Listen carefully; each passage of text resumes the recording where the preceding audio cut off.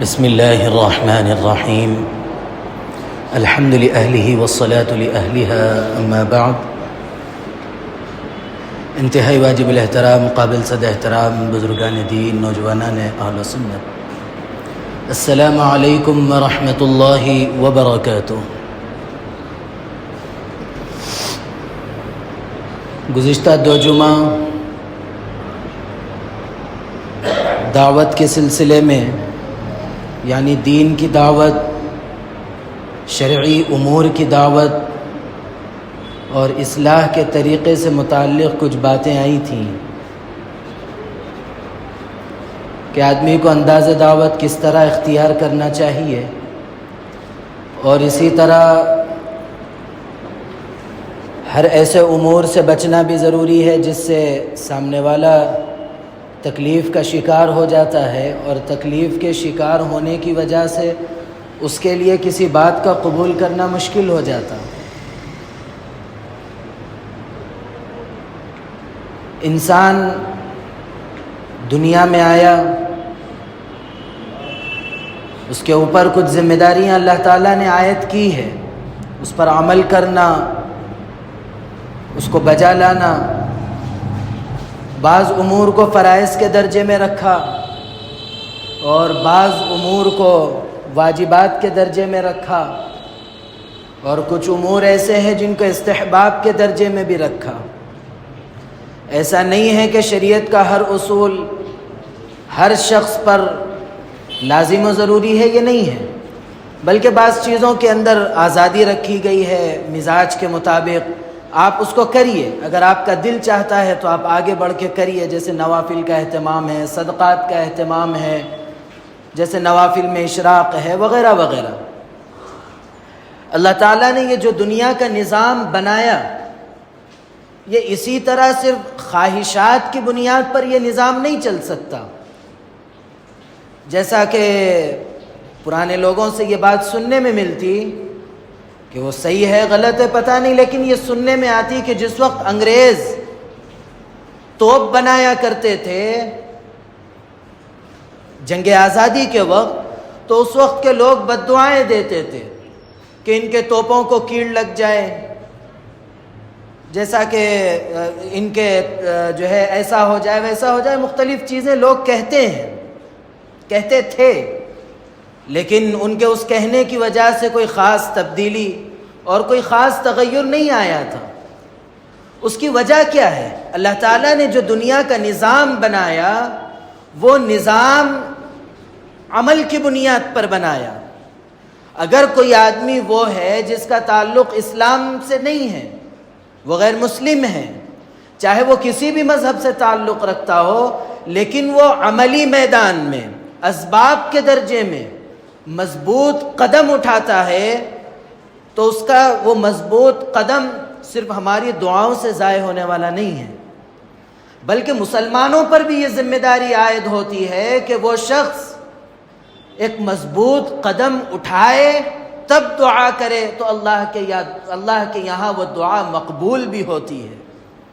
ایسا نہیں ہے کہ لوگ ایک عرصے دراز کی محنت کرتے چلے آ رہے ہیں اور ہم بیٹھ کر صرف دعا کر رہے ہیں اللہ ان کی 100 سال کی محنت کو تو ضائع کر دے، ایسا کر دے ویسا کر دے، اس سے ضائع ہونے والا نہیں ہے، بلکہ آپ عملی اعتبار سے کیا قدم اٹھائے ہیں وہ چیز معنی رکھتی ہے۔ اور جو آپ صرف ہوائی باتیں کر رہے ہیں جو دوسروں کے لیے نفع بخش نہیں ہے، جو دوسروں کو کوئی فائدہ نہیں پہنچاتی، وہ کیا ہے؟ اللہ تعالیٰ نے بھی اس کی مثال ایک جھاگ کی دی ہے، اما الزبد فیذهب جفاء، کہ یہ سب جو چیزیں جو نظر آ رہی ہے، جو ہماری جو دوسروں کے لیے غیر نافع چیزیں جو سامنے ہمارے آ رہی ہے، یہ صرف ایک جھاگ کی طرح ہے، جو آپ جیسا صابن کے اوپر جو جھاگ نکلتا ہے، آپ اس کو پکڑیے، اس کی کیا حیثیت ہے؟ وہ 1 سیکنڈ میں اڑ کے ختم ہو گیا۔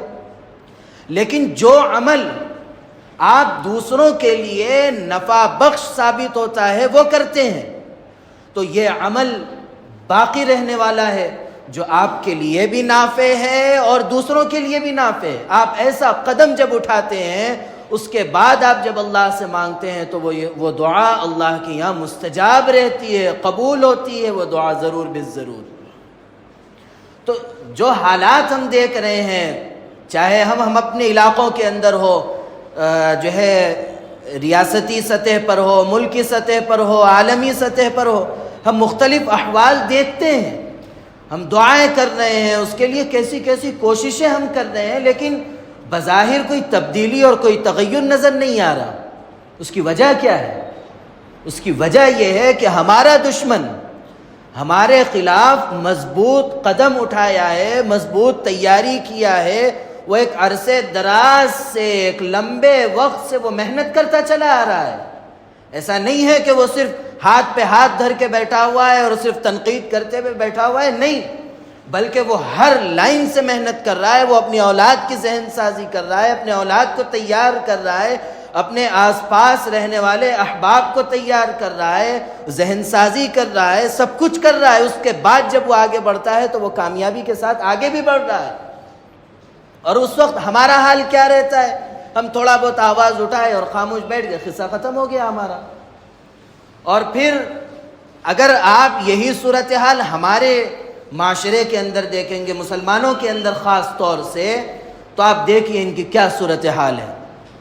عملی اعتبار سے جو چیز ان کو یہ بار بار کہی گئی کہ تم کو کرنا ہی کرنا ہے، اس کے علاوہ تمہارے لیے کوئی چارہ نہیں ہے، نمازوں کا اہتمام ہے، روزوں کا اہتمام ہے، اللہ کی اطاعت ہے، جناب نبی کریم علیہ الصلاۃ کی فرمانبرداری ہے، یہ ہم پر لازم و ضروری قرار دی گئی چیزیں ہیں۔ اگر ہم اس پر عمل نہیں کرتے، اس کو معمولی سمجھتے، تو ہم کو دار اسلام سے باہر کر دیا جاتا ہے۔ اتنی اہم و ضروری چیز کو بھی ہم چٹکیوں میں چھوڑ دیتے ہیں اور اس کو کوئی اہمیت بھی نہیں دیتے۔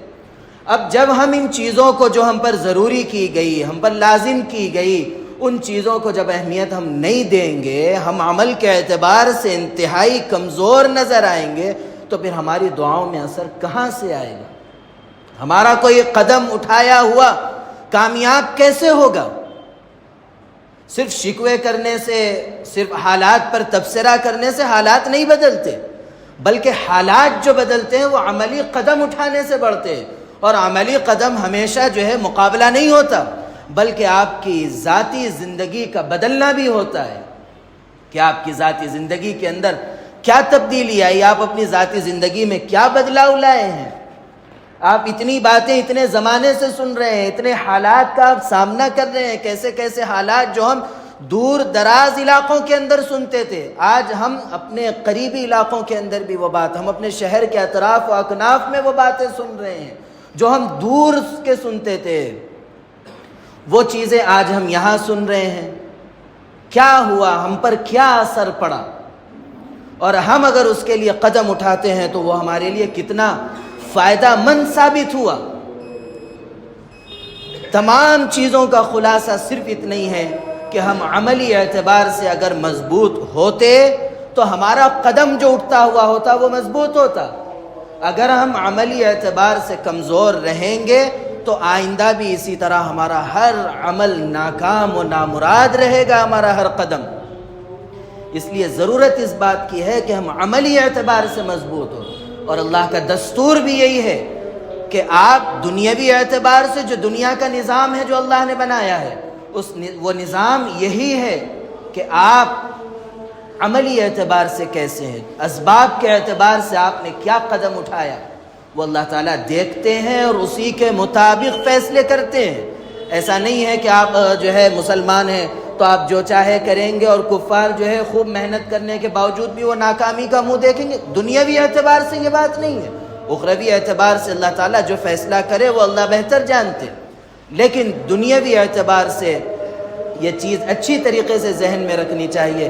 اللہ تعالیٰ آپ کا عملی قدم دیکھتے ہیں کہ آپ نے کیا اٹھایا، آپ اپنی زندگی میں کیا کر رہے ہیں، ان چیزوں کو اللہ تعالیٰ دیکھتے ہیں، پھر اس کے مطابق ہمارے مستقبل کے فیصلے اللہ تعالیٰ فرماتے ہیں۔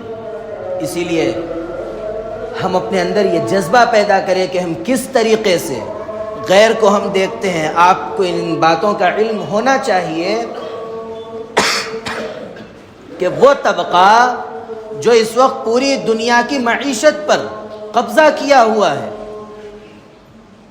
جس کو ہم یہودی کہتے ہیں، ان لوگوں کے بچوں کی صورتحال آپ جانتے ہوں گے کہ ان کے بچے بڑے موبائل نہیں استعمال کرتے، ان کے بچے یہ جدید آلات کثرت سے استعمال نہیں کرتے، وہی آپ ہمارے گھروں کی صورتحال دیکھیے، جو بنائے ہیں، جو فائدے جانتے ہیں، وہ لوگ اس کے استعمال سے دستبرداری اختیار کیے ہوئے، وہ اس کا استعمال نہیں کرتے، اور ہمارے گھر کا بچے کا کھانا اس وقت تک پورا نہیں ہوتا جب تک اس کے ہاتھ میں فون نہیں تھما دیا جاتا۔ ایسی بدترین صورتحال اگر ہماری ہوگی تو ہم کس طرح اب آگے اپنے کامیابی کے خواب دیکھیں گے؟ ایسا نہیں ہو سکتا۔ ہماری دعائیں کوئی فائدہ نہیں پہنچائے گی جس وقت تک ہم اپنا عملی مضبوط قدم نہیں اٹھائیں گے۔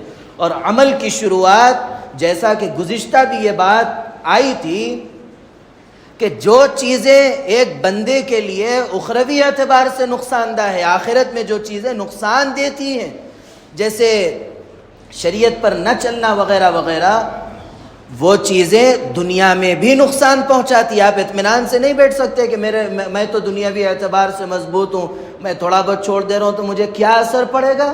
ایسا نہیں، بلکہ اس کا اثر دنیاوی زندگی پر بھی پڑے گا، اور جن حالات سے آج ہم دوچار ہیں وہ وہی ہے جو مخروی نقصان کر لیے ہیں، اس کا خمیازہ دنیا میں تھوڑا بہت ہم بھگت رہے ہیں۔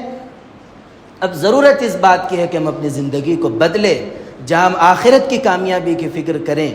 دنیاوی اعتبار سے بھی ہم کو فکر کرنا چاہیے کہ ہماری دنیاوی زندگی کامیاب ہو، کہ اللہ تعالیٰ نے صرف ہمیشہ آپ کو آخرت کی ترغیب نہیں دی کہ ربنا آتنا فی الدنیا حسنہ، کہ دنیاوی بھی زندگی اچھی ہو، وفی الآخرۃ حسنہ، اور آخرت کی بھی زندگی ہو۔ ایسا نہیں کہ ہم دنیا میں صرف مصیبت ہی مصیبت اختیار کرتے ہوئے زندگی گزاریں گے، اس کے بعد آخرت میں دیکھا جائے گا، نہیں، بلکہ ایک مسلمان کے لیے، ایک مومن کے لیے اللہ نے یہ ترغیب دی ہے کہ وہ دنیاوی زندگی کو بھی اچھا بنائے۔ اچھا کس طریقے سے بنے گی؟